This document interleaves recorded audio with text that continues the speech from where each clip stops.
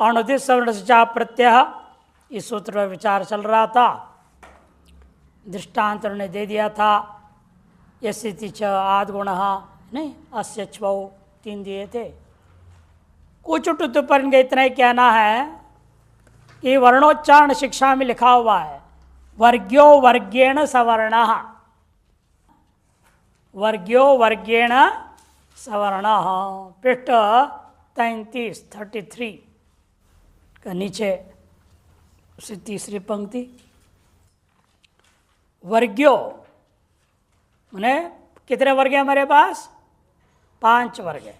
कवर्ग, चवर्ग, टवर्ग, तवर्ग और पवर्ग। ये वर्ग का कोई भी वर्ण ले लो, वो अपने ही वर्ग के अन्य वर्णों का सवर्ण हो जाता है। जैसा कवर्ग में है, आपने ग ले लिया, कहीं ग आया है, तो आपसे पूछा जाए ग के सवर्ण कितने हैं? कितने हैं? 4, क, ख, घ और ग। चवर्ग का हमने पूछा छ के सवर्ण कौन है? 4, च, ज, झ, य।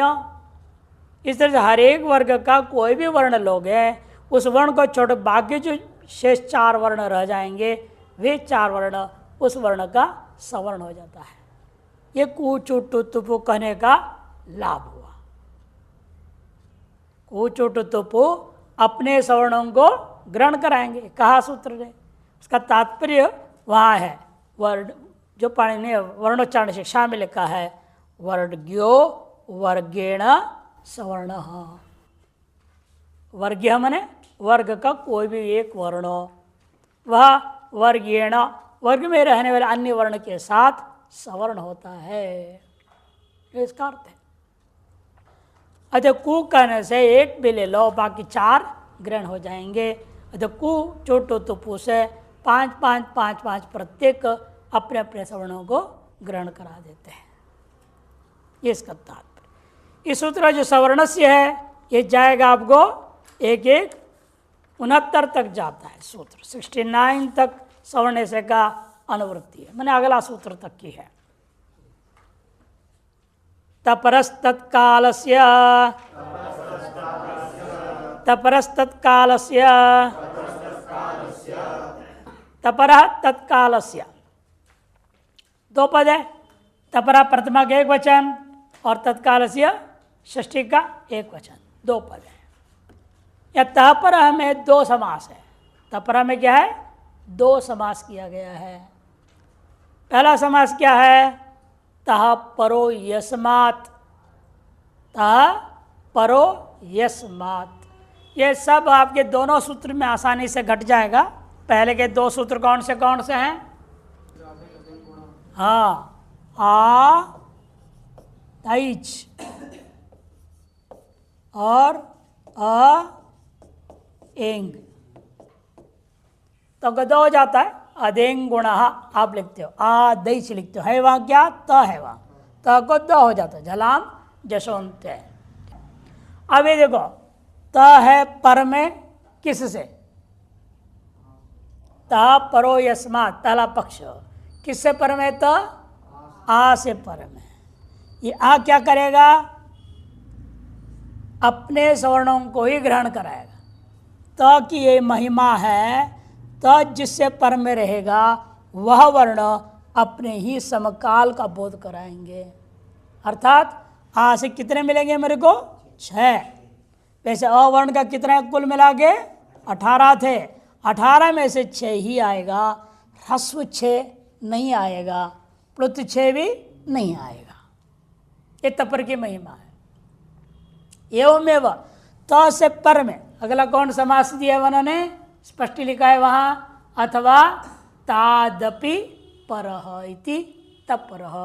त से पर में जो है कौन है? ये आई और औ। ये 2 क्या करेंगे? ये भी अपने सवर्ण को ही ग्रहण कराएंगे। आई और औ क्या है? दीर्घ है, इसे दीर्घ का 6 ही पकड़ में आएगा इन दोनों से। क्यों? ये त से पर में है। जब त से पर में न होते, केवल मैं ऐच कह देता तो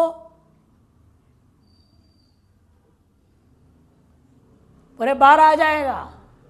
आई 12 औ 12, कि तपर से पर में नहीं है वो, हमने ऐसे लिख दिया, आइच लिख दिया कहीं। ये आइच का मतलब होता है 24। जब त से पर में रहेगा आइच तब हो जाएगा केवल 6। 6 आई 6 औ 12 हो जाएंगे।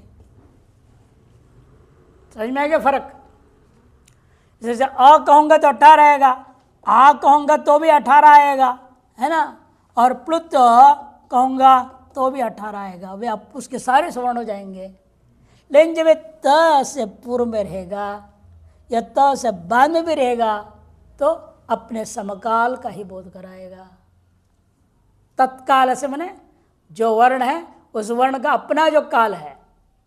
जैसे यहाँ क्या है, ह्रस्व वर्ण है, इसके ह्रस्व छे पकड़ में आएंगे।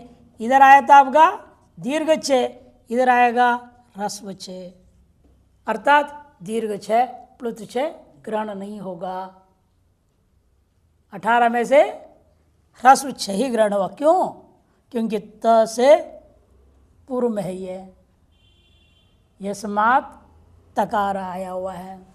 एवं एंग में भी हम क्या होगा, त से पर में जो एंग है अर्थात ए और वो, ये भी अपना अपना 6 को ही बोध कराएंगे। और वास्तव में एंग कन से कितना था, ये भी 24 था। 24 में से 12 ही ग्रहण हो गया। क्यों? तो से पर में है इसीलिए।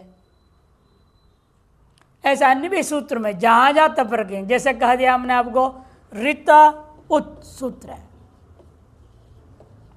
ऋत उत, ऋतगण से कितने आएंगे अभी?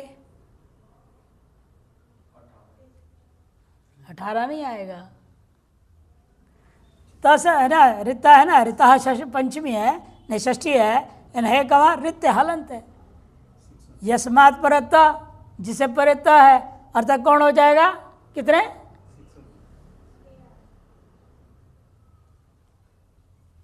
कितने आएंगे? इसे मैं जान के उठाया हूं 12। क्यों? री का सवर्ण कौन है? री भी है, इसका 6, इसका 6, कुल 12 आएगा। रिल री वर्ण वर्मिता सावर्ण्यम वाच्यम। और वो कहने से यहां ये केवल 6 आएगा, ह्रस्व 6, ये भी ह्रस्व 12।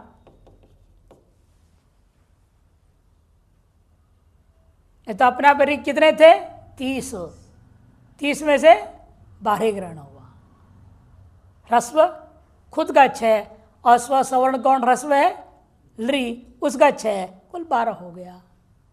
रित कहने से 12 ग्रहण होगा, नहीं तो होता कितना? 30 और 30 60।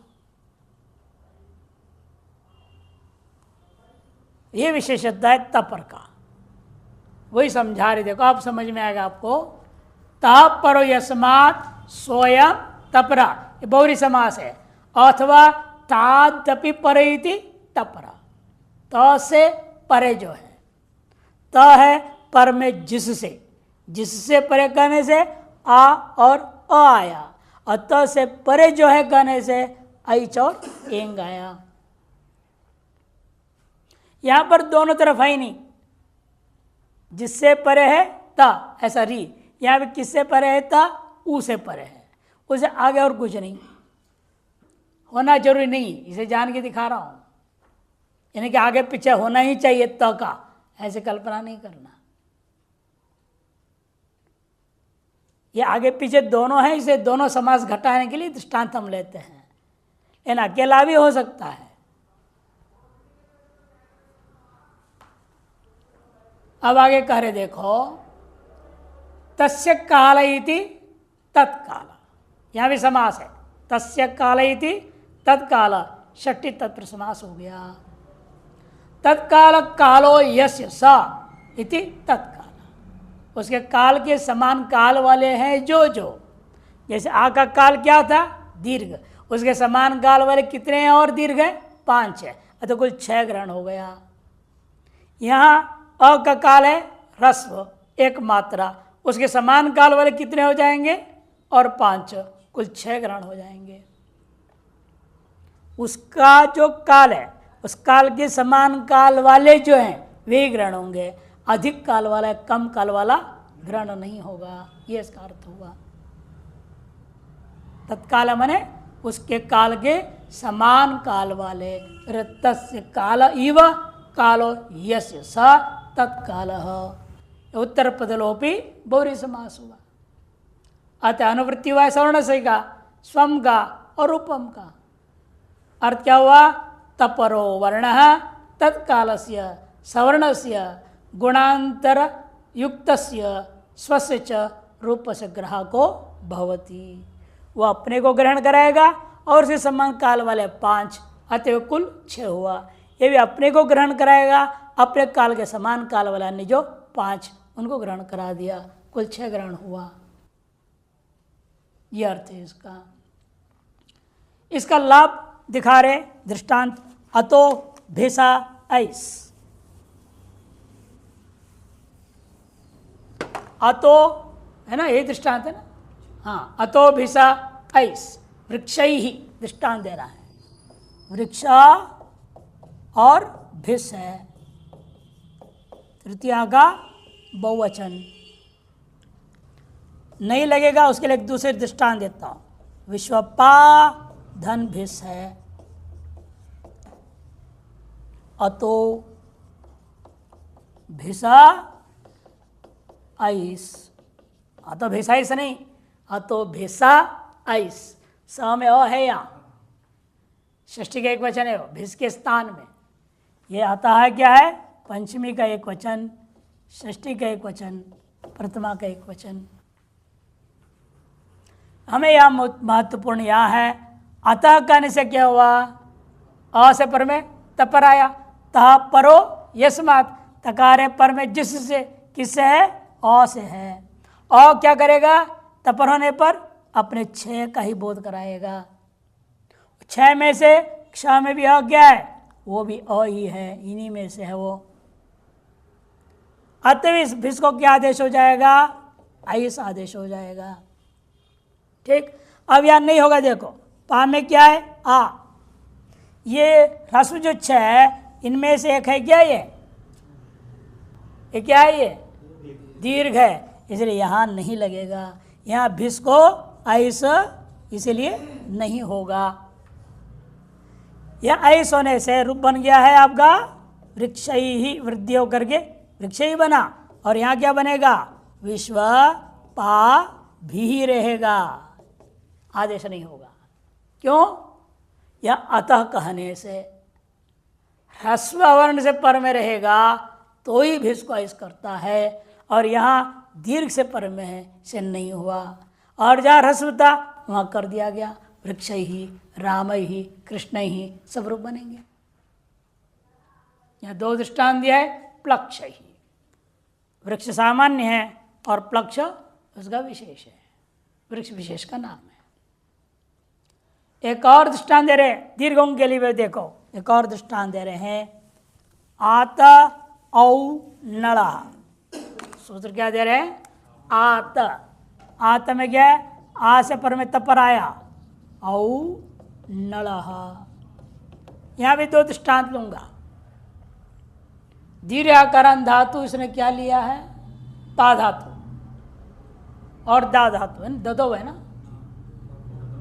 पा धातु और दा धातु लिया है। धन लिट लकार प्रथम पुरुष एक वचन में क्या आ जाता है? तिप। और तिप के स्थान में क्या आदेश हुआ? नल, जो इसने का नलः। आता कहने से दीर्घ आ ही लिया जाएगा, है ना। दीर्घ आ के अपना 6। अब ये पा में भी आ है, दा में भी आ है। ये कैसा है? ये इन्हीं 6 में से एक है, दोनों इन्हीं 6 में से है। अतएव इस औ के स्थान में क्या होगा? आवरणांश से पर में नल को, पंचमी का एक वचन, षष्ठी का एक वचन, प्रथमा का एक वचन, इस नल के स्थान में औ आदेश हो जाएगा। तो रूप बनेगा पपौ और तदौ। जहाँ नहीं लगेगा वो दृष्टांत लो। इण गतौ धातु है। क्या है? इण गतौ धातु है। लेकिन तो ई आएगा, हमें अ में दिखाना है ह्रस्व। यदि ये भी ह्रस्व दिखा सकते हैं, दिखाने को दिक्कत है, भी ह्रस्व है ये, लेकिन ह्रस्व आकार का ही दृष्टांत दो।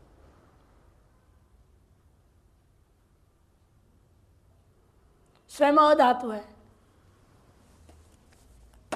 अ केवल धातु है, आ भी धातु है, ई भी धातु है, दीर्घ ई भी धातु है, केवल ऊ भी धातु है। और उससे हम क्या करेंगे? वही लिट लकार में मैं लाऊंगा नड़, आ बन जाता है ये, अतः आधे है, दीर्घ हो गया ना, ये आ बन गया है। लेकिन ये आ क्या है? धातु आ नहीं है, अभ्यास से मिलकर के हुआ है। नहीं तो धातु क्या है? इतना ही है। इसे परे नड़ है, इसको अवादेश नहीं होगा, क्योंकि आता करके जो तपर हुआ है वो दीर्घ से परे ही कहता है, ह्रस्व से परे नहीं होगा। और नहीं हुआ, नड़ गया और हो गया, और वृद्धि होगी, आ ही रूप रहेगा। आ अतुहु उहु रूप बनता है। झेर जोश हो जाएगा ना, उस बचेगा, अकलोप ही हो जाएगा। इस तरह के रूप बनते हैं। उन स्थलों में आपको ये दृष्टांत समझ में आएगा। और आत और नला ये दिया। इस प्रकार से अभी तक कुछ परिभाषाएं आ रहे थे। अब एक सूत्र बीच में पुनः संज्ञा सूत्र ला रहे हैं कि स्वम रूपम को वहाँ भी जरूरत थी, इसीलिए बीच में रख दिया। बल्कि क्रम बदल सकते थे, ए ने विस्तंत से रख करके बाद में आद्यंतर से रख देते तो सारी परिभाषाएं समाप्त हो जाती, फिर संज्ञा सूत्र क्रम चालू हो जाता। इसके बाद वृत्त संज्ञा है, संज्ञा सूत्र फिर चल रहे हैं। पाणिनि की मर्जी, उनको आप प्रश्न नहीं कर सकते आपने से क्यों किया, गलत क्यों किया, इसको पहले रखना चाहिए, इसको बाद में रखना चाहिए था।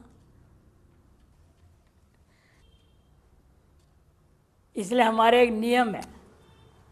क्या नियम है? लिख लो, स्वतंत्रेच्छस्य हो, स्वतंत्रेच्छस्य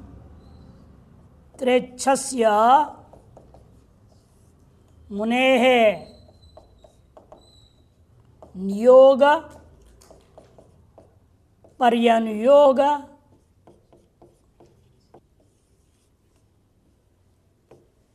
कर्तुम अशक्यत्वात्।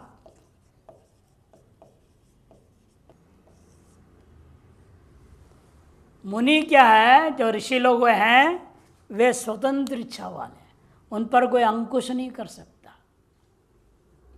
और समाज में स्थित और जगत कल्याण के लिए लिख रहे हैं, उनको कौन कंट्रोल करेगा? ये स्वतंत्र इच्छा वाले हैं कि ईश्वरी इच्छा के अनुसार वो लिख रहे हैं। वो जो कार्य कर रहे हैं ईश्वरी इच्छा से चल रही है। और ईश्वर की इच्छा कैसी है? स्वतंत्र इच्छा। तो स्वतंत्र इच्छा से युक्त मुनि कोई से आप नियोग या पर्यनुयोग आप नियम भी नहीं लगा सकते, और उल्टा प्रश्न भी पूछ नहीं सकते, आरोप भी नहीं लगा सकते। कर्तुम अशक्यत्व, कर नहीं सकते आप। जो उन्होंने कहा है वो पक्का है, उसे कोई परिवर्तन नहीं होना। आप प्रक्रिया का दृष्टिकोण से ये बोल सकते हो, इसको पहले रखते वो बाद में रखते, लेकिन उनके दृष्टिकोण केवल तुम्हारे रूप सिद्धि करने की प्रक्रिया मात्र नहीं है। पाणिनि ने सूत्रों को जो बनाया है, हमने आपको बताया तो शुरू में ही 14 सूत्र से मोक्ष मिल सकता है। इन किसको मिलेगा? जो उत्तम अधिकारी होगा। और सनत कुमार आदि क्या थे? सर्वोत्तम अधिकारी। सुनते उनको समाधि हो गया, मुक्त हो गए। पाणिनि थे मध्यम अधिकारी, इनको मिला 14 सूत्र से व्याकरण बनाए। लेकिन इन्होंने आगे क्यों बढ़ाया उसको 4000 सूत्रों में? मंदाधिकारी के लिए मोक्ष कैसे मिलेगा? पारायण करते रहो, अष्टाध्यायी मुक्त हो जाओगे। इसलिए पुण्य प्राप्ति के दृष्टिकोण से आप एकमात्र इधर उधर नहीं कर सकते। शुरू में कहा था, भाष्यकार पतंजलि ने क्या कहा है, पश्याम्यहम द्विसहस्र चक्षुषा नारद मात्रोप्यत्र व्यर्थ। 2000 आंख से मैं देख रहा हूं 4000 सूत्र को, और आपको तो पन्ने पलटते रहने पड़ेंगे, हम लोगों को पन्ना पलट पलट के देखना पड़ेगा। 1000 फंड, प्रत्येक फंड में 2-2 अंक, और प्रत्येक अंक से अलग अलग सूत्रों को देख रहे। 2000 अंकों से मैं 4000 सूत्रों को देख रहा हूं, एक मात्रा के आधी मात्रा भी कहीं व्यर्थ नहीं है। अध्यात्म दृष्टिकोण से और प्रज्ञा के दृष्टिकोण से भाष्यकार खुद कहते हैं ये सूत्र बनाने की जरूरत ही नहीं थी, पढ़े नहीं, फालतू बना दिया इन्होंने, खंडन कर देते सूत्र को। प्रक्रिया के दृष्टिकोण से खंडन हो सकता है, लेकिन आध्यात्मिक दृष्टिकोण से खंडन नहीं हो सकता है। एक मात्रा को भी इधर उधर नहीं कर सकते। यह क्रम इसलिए रखा गया, उस क्रम से उच्चारण करने पर ही आपका अंतःकरण शुद्धि होगी और अंदर ज्ञान पैदा होगा। इसी वजह से रखा गया क्रम। से तर्क देने वाले कह सकता है इसको पहले रख देते, सारी परिभाषा सूत्र इकट्ठे खत्म होता, बाद में हम संज्ञा सूत्र लाते। कि अगला सूत्र क्या है, ये संज्ञा सूत्र है। कौन संज्ञा करता है? ये प्रत्याहार संज्ञा के लिए, प्रत्याहारों को बनाने के लिए। आदिरंत्येन सहेता, आदिरंत्येन सहेता,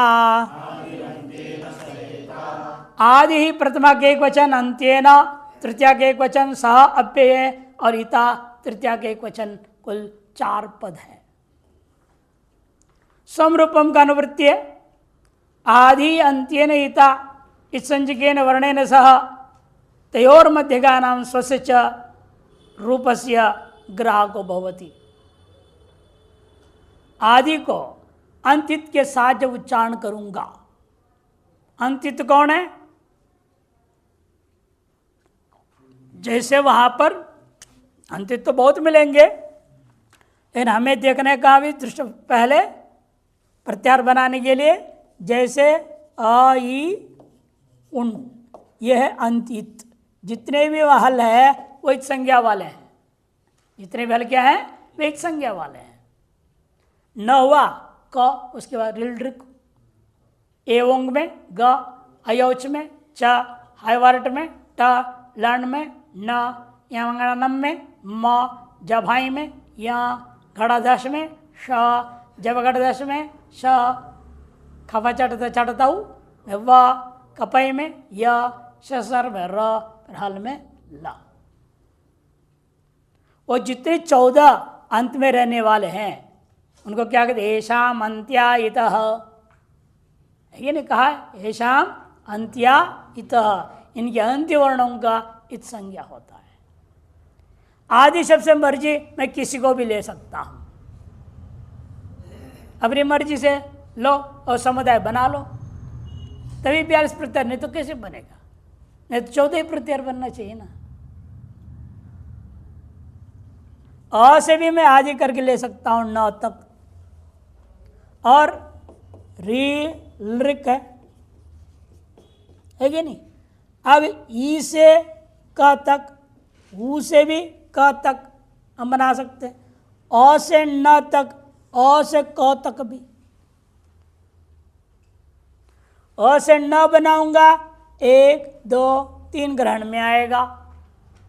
अ से क तक जाऊंगा 4 और 5 हो जाएंगे, और ई से क तक लूंगा तो 1, 2, 3, 4 हो जाएगा, और वू से क तक लूंगा वो 1 हो जाएगा, री 2 और री 3।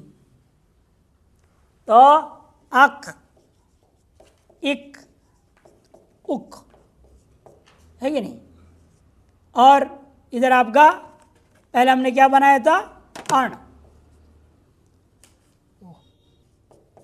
और अण भी बनाया मैंने।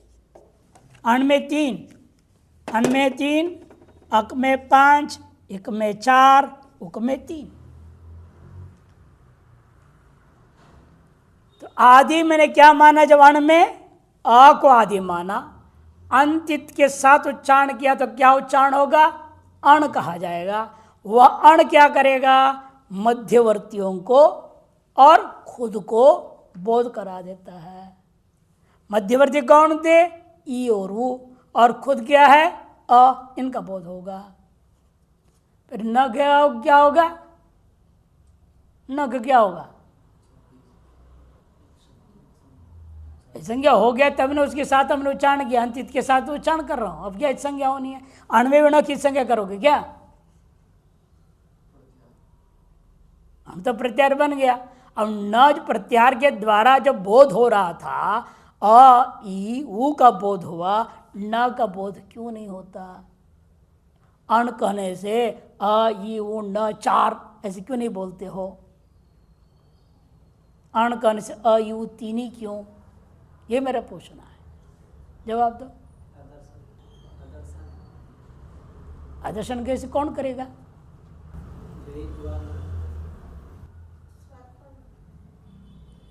ये सब जवाब नहीं है। असली जवाब क्या है वो बताऊंगा। देखिए, एक सूत्र है आपके पास, व्याकरण में ही पाणिनि ने बनाया, सहयुक्ते क्या है? अप्रधाने, है ना सूत्र? सहयुक्ते अप्रधाने। सह से, शब्द से जो युक्त होगा वो अप्रधान होगा, वहां तृतीया विभक्ति होती है। क्या होती है? तृतीया होती है। और यह तृतीया सूत्र में किसके साथ है? अंत्येन के साथ है। तृतीया कहाँ है? अंत्येन में तृतीया है। और सह का योग है सहेता, अंत्येन सह इता। इसलिए सह का योग में अंत्येन में भी तृतीया है, इता में भी तृतीया है। ठीक है। अतएव अंत्य और इत क्या हो जाएंगे? अप्रधान हो जाएंगे। अप्रधानित भी तृतीय हुई। यदि अप्रधान ना होता तो तृतीय नहीं होता। अप्रधान है वो, फिर प्रधान कौन है?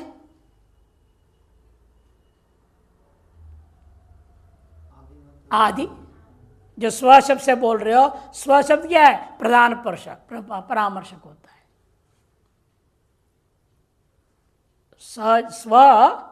स्व से बोला ना आपने, मध्यगाणाम स्वस्य जो संज्ञा सा, स्व से हम किसको लेंगे? प्रधान को लूंगा। क्योंकि जो अप्रधान है वो क्या है? वो अंत्य इत। क्यों? वह तृतीय विभक्ति आई है। किसके योग में आई है? सह का योग में। जो सह का योग में जो तृतीय विभक्ति आती है, जिससे वह अप्रधान करके पाणिनि सूत्र में कह दिया।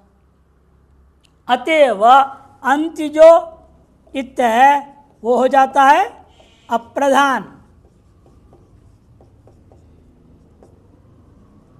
और स्व से जो ग्रहण कर रहे किसको आप? आदि को, ये हो जाएगा प्रधान। समझ में आ गया? इसलिए आदि पकड़ में आएगा। आदि और अंत शब्द आने से अपने मध्य भी होंगे कुछ न कुछ, तो मध्य भी ग्रहण हो जाएंगे। और अंत अप्रधान होने से ग्रहण नहीं होगा।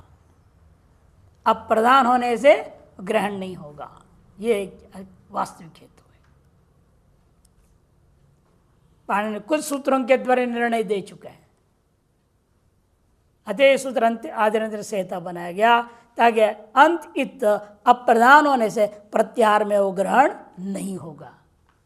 जो प्रधान है और प्रधान के सहयोगी कौन? मध्यगामी। वो मध्यगामी मात्र ग्रहण होगा। अतः अण कहने से अ ई उ 3 का ही बोध होगा, न को त्याग दिया जाता है। इसलिए क्या कहा आपने? पढ़े लघु में प्रत्याहारेषु इताम न ग्रहणम, लिखा है कि नहीं?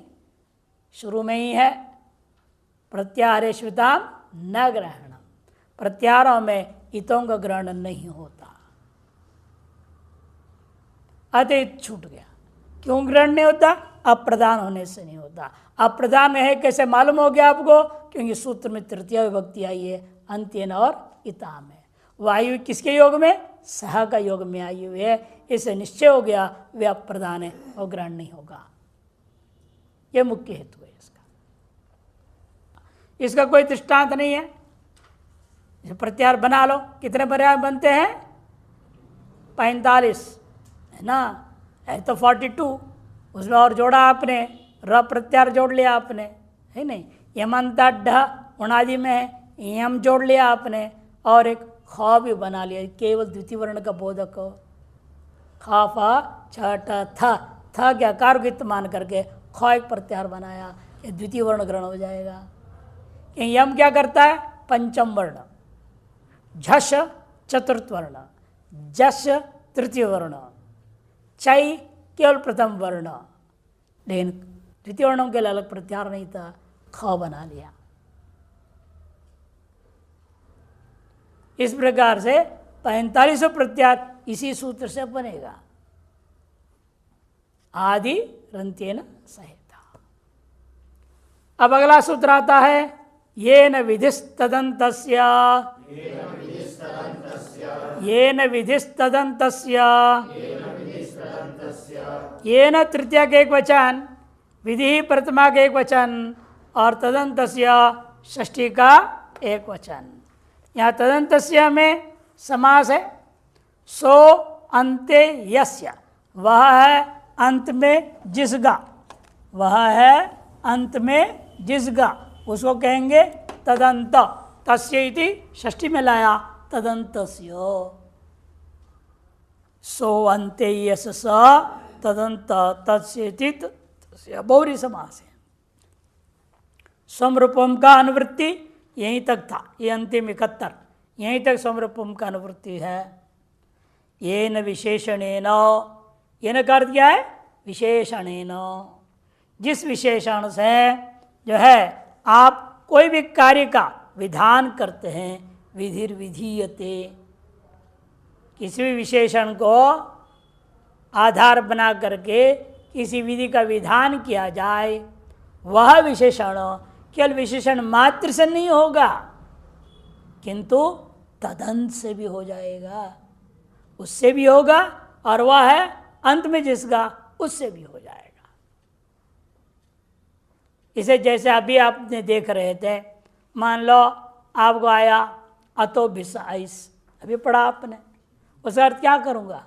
आकार से परे भिस को आइस हो तो फिर रामक होगा ही नहीं। राम को कैसे करोगे? राम केवल आकार है क्या? तो र भी है, आ भी है, म भी है, वहाँ आपको क्या कहेंगे तब? अतगर्थ अदंतस्य, यही सूत्र की वजह से। ये सूत्र कहता है जिस को लेकर आपने, जिस विशेषण क्या था? अत, ये विशेषण था, और पहचानने के लिए, किसको पहचानने के लिए? प्रातिपदिक को। कैसा प्रातिपदिक से परे को ऐसा करना है? अतः विशेषण दिया कि जितने भी सुप हो रहा है किससे होते हैं? प्रातिपदिक से। या प्रातिपदिकात, या नहीं?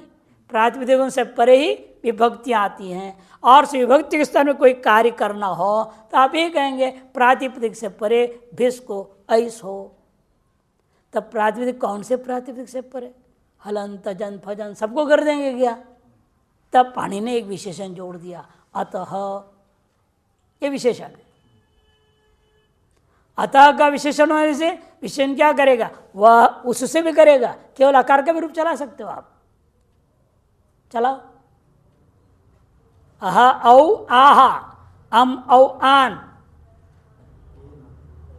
ये ना, आभ्याम ऐहि, आय, आभ्याम एभ्यः, और आत आद आभ्याम एभ्यः, अस्य, अयोः, अयोः, आनाम, आनाम, ये, और इनमें गुण हो जाएगा, ये, अयोः, एषु, ये आकार मात्र का रूप हुआ।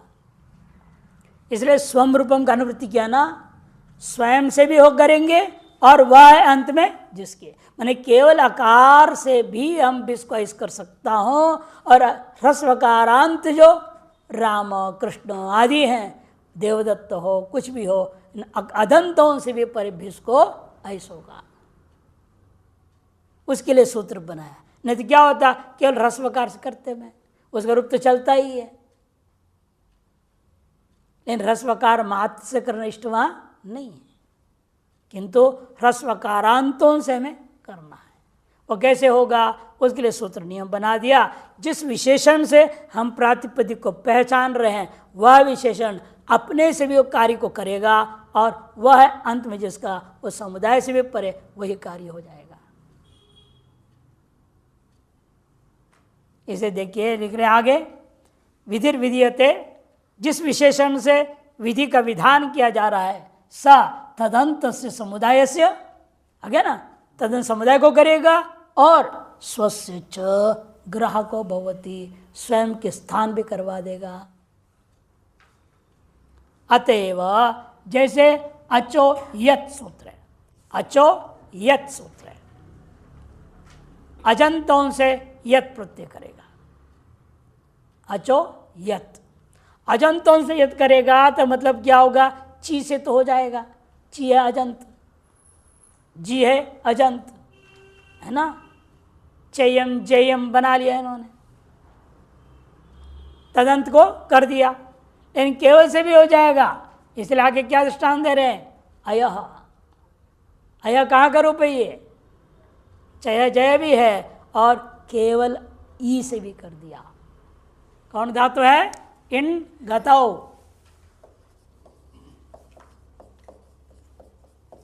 केवल ई से भी होगा, और इकार है अंत में जिसका, ऐसा धातु हो गया आपका ची और जी, इनसे भी हो जाएगा।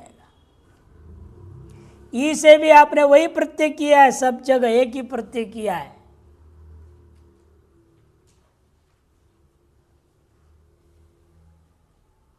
अचो यत करेंगे तो क्या हो जाएगा, अचो यत सूत्र आपने लगा दिया है, सब जगह यत प्रत्यय आया। यह गुण हुआ तो जेयम बना, यहां गुण होकर के चेयम बना, और यहां गुण होगा तो क्या होगा, ये यम बनेगा। और प्रत्यय मान लो हमने कर दिया घय, घय मत करो, वृद्धि हो जाएगी, गड़बड़ हो जाएगा, घय नहीं, आप करेंगे पचादिगण अच्छ प्रत्यय कर दो,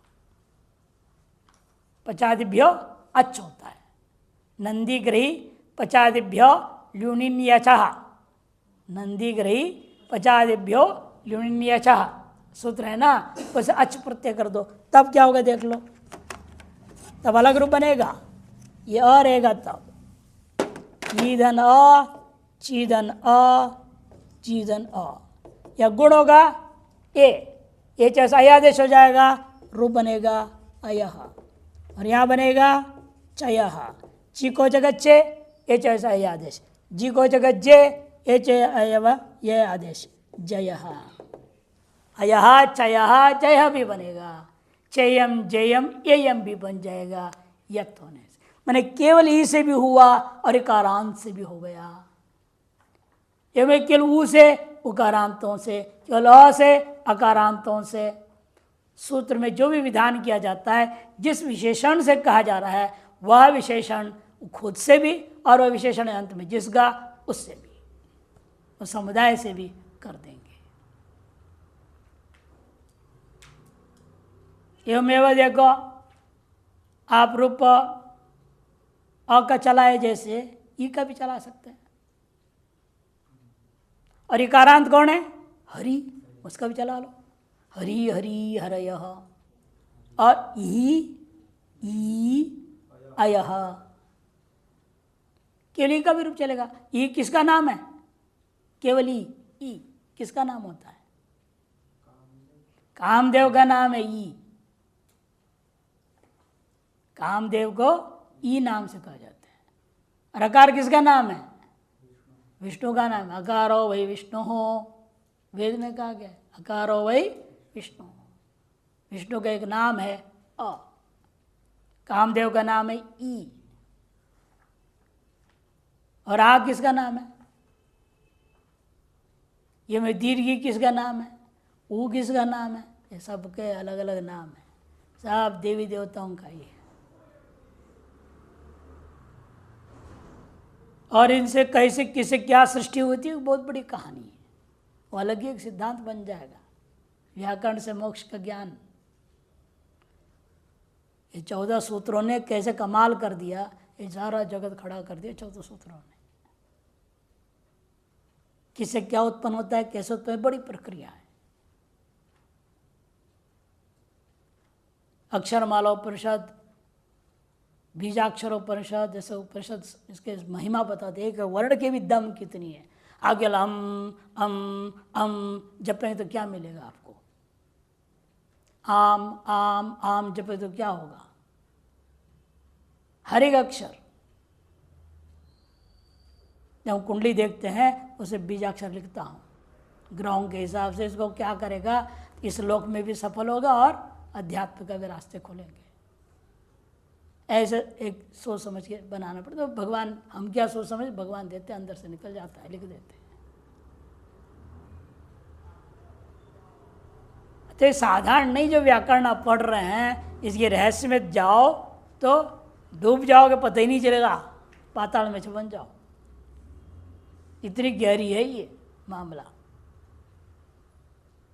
खैर, सूत्र हो गया, दृष्टांत भी हो गया। हाँ, एरच दृष्टांत, एक एरच भी दृष्टांत दिया यहाँ पर, देखो एरच, ये है अच प्रत्यय, इकारांतों से, वही अच प्रत्यय भी कर लो, एरच से भी कर सकते हैं, 50 करने की जरूरत नहीं, एरच सूत्र लगाओ, ये दिया है ना, एरच 3 3 56, उससे भी आपने अयः चयः जयः बना लिया।